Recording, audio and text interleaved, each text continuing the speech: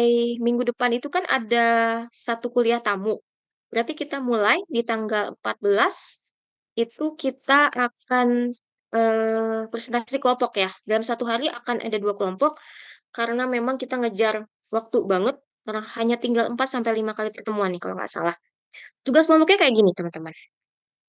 Jadi nanti saya pengen teman-teman untuk buat proposal kampanye politik untuk calon kepala daerah yang akan saya tentukan kepala daerahnya siapa, pasangannya siapa, dan fokus pada isu siapa.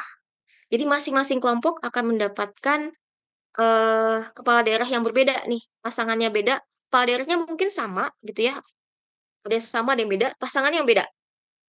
Fokusnya juga ada yang, isunya ada yang sama, ada yang beda. Jadi misalnya gini, kepala daerah untuk DKI Jakarta misalnya nih, saya akan membuat satu hari itu diisi oleh dua kelompok dengan pasangan yang berbeda. Misalnya DKI Jakarta, misalnya kelompoknya Irgi akan saya minta untuk bahas soal versinya Pramono Anung. Tapi kelompoknya Sandy akan saya minta bahas versinya kelompok Ridwan Kamil. Fokusnya akan sama-sama, sama-sama bahas lingkungan.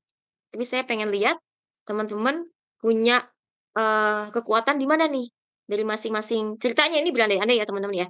Ini simulasi aja, jadi kan berarti nanti akan saya sampaikan ke Pak Pramono atau Pak Ridwan. Saya cuma pengen melihat bagaimana teman-teman mengemas, membuat sebuah kampanye untuk dua paslon yang berbeda untuk satu isu yang sama. Isinya, kalian harus milih, kalian harus membuat latar belakang pemilihan isu. Mungkin isu udah dari saya nih, misalnya saya pilih lingkungan. Kalian butuh data riset, kan? Kuatkan dengan data riset. Kenapa isu lingkungan itu sangat krusial saat ini? Banyak ya datanya, misalnya, oh sekarang ternyata banyak banjir, dan itu terjadi karena pembuangan sampah. Datanya ternyata menunjukkan bahwa data terkait dengan tempat pembuangan sampahnya sudah semakin tergerus, misalnya kayak gitu. Maka isu lingkungan ini menjadi hal yang sangat krusial. Jadi ini coba buat latar belakangnya. Nah, kalian tuh kemudian bikin wacana yang mau dibangun. Jadi terkait dengan opini publik barusan ya, teman-teman. Misalnya kalian ingin membangun opini publik si Pak Ridwan Kamil ini sebagai calon yang memang sangat concern dengan lingkungan hidup, misalnya. Kalaupun memang lingkungan hidup, misalnya terkait dengan fokus apanya gitu ya.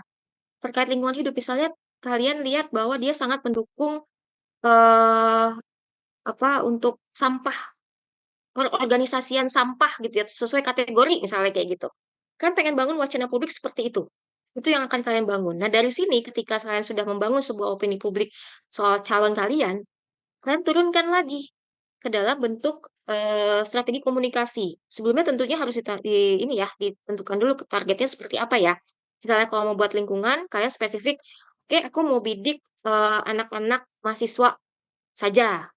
Dan kalaupun mau bidik alasan mahasiswa, kenapa? Kenapa yang kalian pilih mahasiswa? Misalnya karena ternyata mereka juga sama-sama aware, misalnya ada data yang menyatakan bahwa milenial atau Gen Z sangat peduli dengan lingkungan. Nah, seperti itu. Jadi kalian harus turunkan dari target kampanye. Terus baru deh bikin strategi komunikasinya. Misalnya bentuk kontennya mau apa?